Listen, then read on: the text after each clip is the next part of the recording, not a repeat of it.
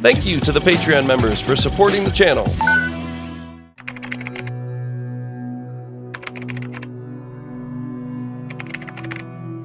The Folktale Beavers had survived the dry season after nearly starving to death, and now it was time to replant the fields and get growing again. They also moved their inventors' huts to the neighboring Badwater Island, which admittedly was somewhat dangerous, but would be a great opportunity for them to study the nasty stuff. And the tree farm / auxiliary carrot farm / water pumps on the third island were all up and running as well. Although so far there weren't many new trees to chop down. But considering the beavers just barely avoided colony-wide starvation, things were going pretty well. But even with everyone fed, the Folktales were still inching towards extinction if they couldn't start growing their family again. It wasn't just about having enough beavers to fill the growing number of jobs. The older generation was beginning to die off, and there hadn't been any new births since they got here. If that didn't change soon, the family would dwindle and die out. So the beavers got to work making more planks so they could build stairs and then build houses on the upper level. If they built enough houses, their population could start increasing for a change. Not to mention the beavers wouldn't be sleeping in the carrot fields anymore, which would be nice.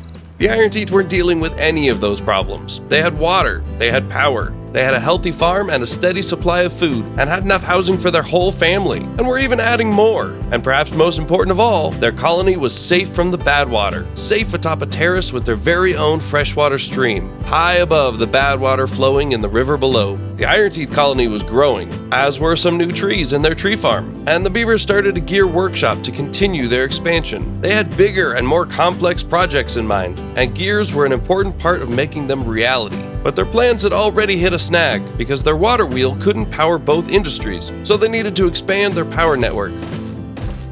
But unfortunately, that progress was stalled until more of their trees grew. But waiting for trees wasn't so bad, and the Iron Teeth were in a really good place.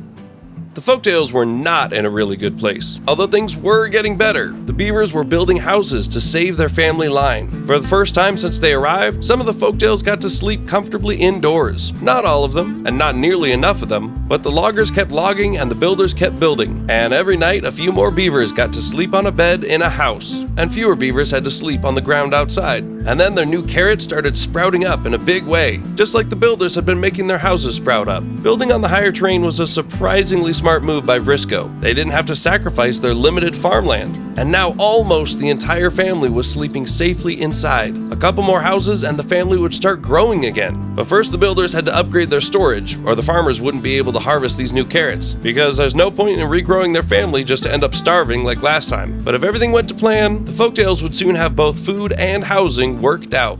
The Iron Teeth were working to grow their family as well, even though their methods were unconventional. But apparently if you mix berries and water, somehow you can grow your own beavers. But while the baby Iron Teeth were growing, the trees were not. The lumberjack beavers were literally sitting around, and the builders had nothing to build with. And with nothing better to do, some of the beavers got to thinking about their old cousins, the Folktales. And that night, with Rosie's permission, a group of beavers set out to do some exploring. And what did they find? The Folktales settlement on their little islands, on a different river than the Iron Teeth, but not that far from their terrace. What were the odds these two families would be near neighbors again? Well, now the Iron Teeth knew where their farmer cousins were, though they weren't sure what they were going to do about it yet. The scouting party got back just as the Iron Teeth woke up and got to work, and trees had sprouted up in the night, so the beavers could finish building the power network. The Iron Teeth had a lot to think about, but a fresh supply of logs would keep them busy at home for a while. So the Iron Teeth would focus on their own settlement and leave the Folktales alone. For now. The Folktales had no idea they were being spied on, and even if they did, they might not have cared. They simply had too much to focus on at home, like building more houses. The Folktales had been flirting with disaster since they moved here. They didn't have time to think about their old cousins. Thankfully, their log supply had been holding up, and they had quite the carrot stockpile. And even though no beavers had starved, they had lost a number of family members to old age in recent days, which was sad, but also meant they finally had enough housing for the entire family. And for the first time, a new baby had been born, and they named him Outwath, This was truly a turning point for the Folktales, and even though the average age in the colony was still quite old, there was a new sense of hope for these beavers, a new pep in their step as they gathered their carrots and built more storage. And since they had the logs to do it, they were just going to keep erecting houses, because more houses meant more babies. And look at that, there was already a second little guy running around. Hey little guy, what an impressive turnaround for the Folktales family. Maybe there was hope for them yet.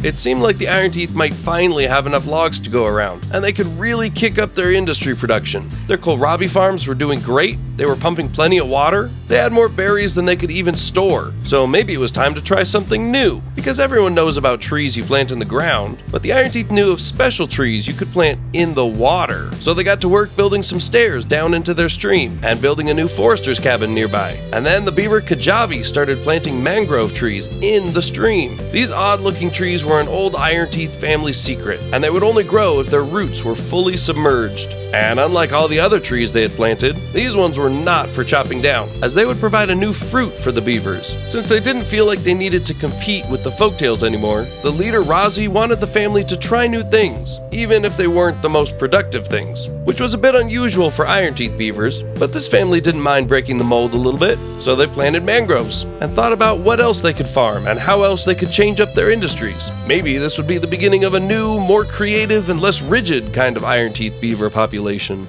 In a twist, the Folktales have been the more disciplined ones lately, although you can't blame them. They had been on the brink of extinction for a while now, and unfortunately, there was no time to slow down or take it easy, because a drought was coming. Soon the water would dry up again, but the colony was in a much better position this time. And since they were doing okay on logs, Vrisco had the builders begin on a new project he had in mind. It seemed like a weird time to start building something that looked like a bridge, but Vrisco's design for their houses had absolutely paid off, so the beavers were willing to follow his lead on this. The Iron Teeth had been thinking about creative next steps, like they were supposed to, and had come to a conclusion. The two water wheels were still underpowering their industrial buildings. Normally, the solution would be to just attach more wheels, but the Iron Teeth were trying to think outside of the box here. They had an idea, but it was going to take a lot of planks, which meant a lot of logs, and the tree farm had not been their most consistent source. And then Napokui had to go and injure their foot, so they had to build a medical bed too. And then the log gathering had really come to a halt. But these beavers weren't giving up, they just had to think outside the box. And since two wheels wasn't enough power anyway, why not reallocate those logs toward their creative solution? That way they could at least keep making planks while they waited for their trees to be ready. And their window for making planks was closing. Soon the river and bad water would dry up, and their stream would stop flowing too. The dam would hold back water for the settlement, so the farms would stay green and growing, but when the stream stopped flowing, the water wheel would stop spinning, and the beavers wouldn't have power to make any more planks. And then they would have to wait a whole season to do their big creative project. But the trees were popping up again, so this might work out after all. Although they also needed another water pump, just to make sure they were covered for the drought. The dry season was upon them, and the Iron Teeth were ready.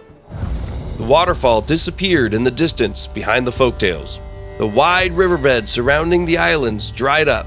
The fresh water went first, the bad water would follow. And as the water receded, the Folktales' land and crops went brown, except around the deep pool. The beavers had to hurry to harvest the carrots before they died, but their storage was already full, so the farmers were just sitting around. But too much food was hardly a problem, so if some carrots died, oh well. For a change, the Folktales had everything they needed to get through the drought, and the family now had a whopping 7 youngsters among them. A strong start for the rising generation, and to think, these beavers were nearly doomed just last season. The dry season had begun for the Iron Teeth as well, and the river was drying up.